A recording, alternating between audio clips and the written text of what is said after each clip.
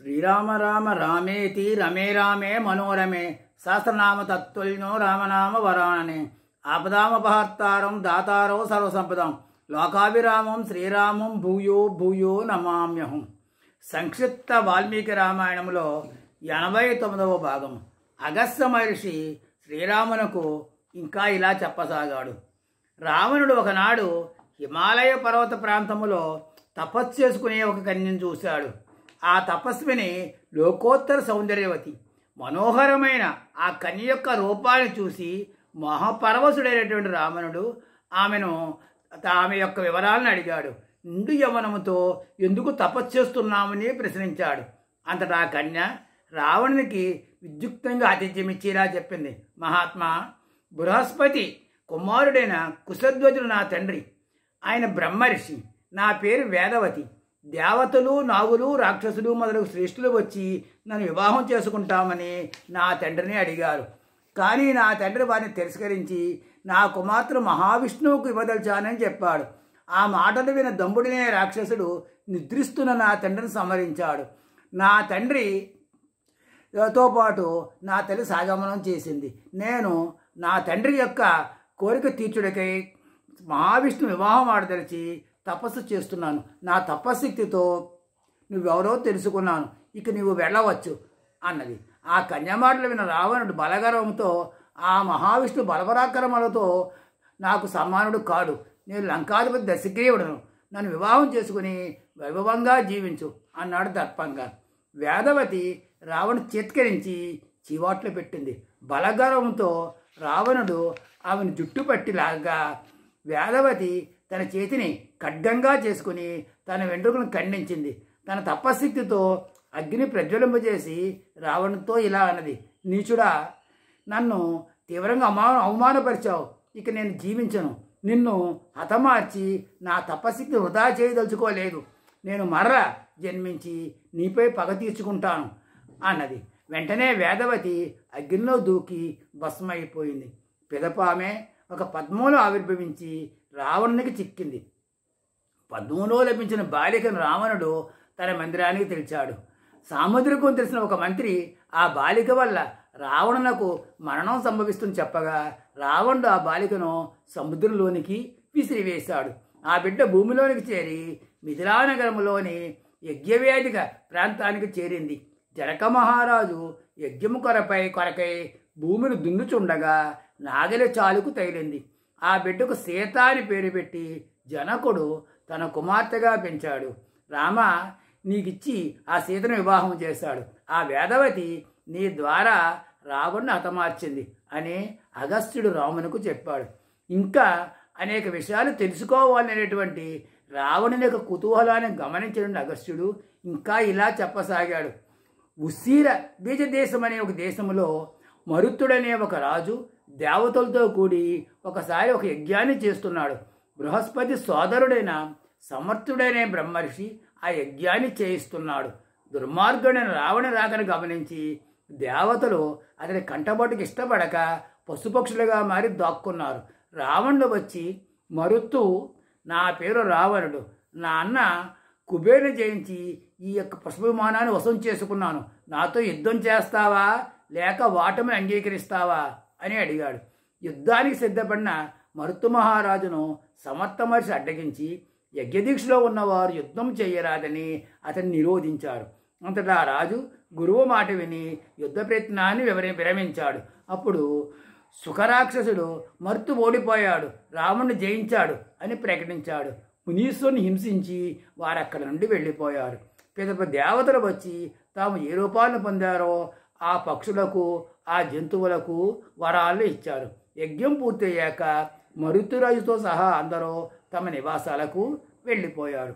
వరగర్వంతో విర్రవీగుతూ రావణుడు భూమండలంలోని రాజులపై దండయాత్రను కొనసాగించాడు. మహాయోధులైన క్షత్రియులు రావణుని వరముల తీవ్ర తెలిసి తమ ఓటమిని అంగీకరించి యుద్ధాన్ని నివారించారు. రావణుడు అయోధ్యను పరిపాలించే అనరణ్యుడనే ప్రభువుతో నాతో యుద్ధం చేస్తావా, ఓటమిని అంగీకరిస్తావా అని కవ్వించాడు. మహావీరుడు ధర్మాత్ముడైనటువంటి అనరణ్యుడు యుద్ధానికి సిద్ధమయ్యాడు. అయోధ్య సైన్యానికి రాక్షస సైన్యానికి మధ్య భీకరమైనటువంటి సంగ్రామం జరిగింది. ఆ రాక్షసుల చేతిలో అయోధ్య సైన్యము హతమైంది. అనరణ్యుడు స్వయంగా రణభూమికి వచ్చి రావణ మంత్రులను సేనాలను తరిమికొట్టాడు. చివరకు రావణునిపై ఎన్ని ఆయుధాలు ప్రయోగించినా కూడా అన్నీ వృధాయే. రావణుడు తన అరచేతితో అరణ్యుని శిరస్సుపై కొట్టి పడిపోయేలా చేశాడు. క్రిందపడి అవయవాలు పట్టు తప్పిన అనరణ్యుని చూసి రావణుడు హేళనగా నవ్వి అనేక తీవ్రమైన పదాలతో అవమానించాడు. అంతటి ధర్మాత్ముని అరణ్యుడు, ఓ దశగ్రీవ, నువ్వు ఆత్మహత్య చేసుకుంటూ రఘువంశాన్ని అవమానిస్తున్నావు. నేను బుద్ధముఖుడినై పారిపోలేదు. నేను పరాధ బుద్ధితో యజ్ఞయాగాలు చేసి ఉంటే, దృఢ దీక్షతో తపస్సు చేసి ఉంటే, ప్రజలను కన్నబిడ్డల్లా పాలించి ఉంటే నేను పలకబో వచనాలు సత్యమవుగాక. ఈ వంశములో దశరథులకు పుత్రుడిగా జన్మే శ్రీరాముడు నీ ప్రాణాలు తీయగలడు అని శపించాడు. అప్పుడు దేవదుందువులు గంభీరంగా మ్రోగాయి. పుష్పవర్షం కురిసింది. అనరణ్యుడు ప్రాణాలు వదిలి స్వర్గానికి చేరాడు. రావణుడు అక్కడి నుంచి తిరస్కార భావంతో వెళ్ళిపోయాడు. భూమండలమున స్వయవ్యవహారం చేస్తున్నట్టు రావణుని వద్దకు ఒకరోజు నారద మహర్షి వచ్చి, ఓ రాక్షస రాజా, నీ పరాక్రమం గురించి కదలగదలగానే విన్నాను.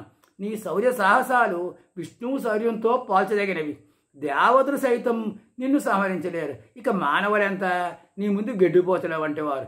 మానవులు నిత్యం ఆకలి దప్పలతో, రోగాలతో, వృద్ధాప్యంతో క్షీణిస్తూనే ఉంటారు. సంసార సాగులో పడి భ్రష్టులై నరకంలో అనిపించిన దుఃఖాలను గూర్చి వాళ్ళు ఆలోచించడమే లేదు. అటు అలుపులపై నీ ప్రతాపం ఎందుకు? ఈ మానవులందరూ యమలోకాన్ని వెళ్ళవలసిన వారే కనుక నీవు యముడిని జయించు అన్నాడు. వెంటనే రావణుడు, నేను రసాతలాన్ని జయించాలనుకున్నాను, కానీ మీ సూచన ప్రకారం దక్షిణ దిక్కుకు వెళ్ళి యముడిని జయించి పిదప మిగిలిన దిక్పాలకుల యొక్క అంతు చూస్తాను అన్నాడు. రావణుడు యముడిని ఎలా జయిస్తాడో చూడాలని నారదుడు రావణుడి కంటే ముందే యమసదనానికి వెళ్ళి రావణుడు దండించి వస్తున్నాడు అని చెప్పి యమునకు తెలియజేశాడు. రావణుడు తన సైన్యముతో యమలోకానికి వెళ్ళాడు. అక్కడ యమభటులు పాపులను చిత్రహింసలు పెడుతున్నారు. ఆ బాధలు తట్టుకోలేక ప్రాణులు ఆర్తనాదాలు చేస్తున్నారు. రావణుడు యమభటులను అడ్డగించి తమ పాపులను విడిపించాడు. అంతటా యమకింకర్లు రావణులపై ఒక్కమడిగా దాడి చేసి ఉక్కిరి బిక్కిరి చేశారు. తమ గదలతో పుష్పక విమానాన్ని తుత్తునీలు చేశారు. కానీ బ్రహ్మ యొక్క ప్రభావంతో పుష్పక విమానం మళ్ళీ చెక్కు చెదరకుండా తయారైంది. రాక్షస యోధులందరూ తీవ్రంగా గాయపడ్డారు. వారి శరీరాలు రక్తసిక్తమయ్యాయి. రావణుడు యముని సైనికులపై గదలు, ఈటలు, బాణాలు, వృక్షాలు, శిలలు ప్రయోగించాడు.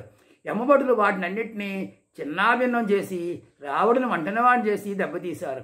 అంతట రావణుడు పాశుపతాస్త్రం ప్రయోగించి దాని జ్వాలలతో యమభటులు నేల కూల్చాడు. తన సైనికులు నశించగా యముడు తన రథంపై బయలుదేరాడు. మృత్యుదేవత పాశము గదా చేతబట్టి యముని ముందు నిలిచాడు.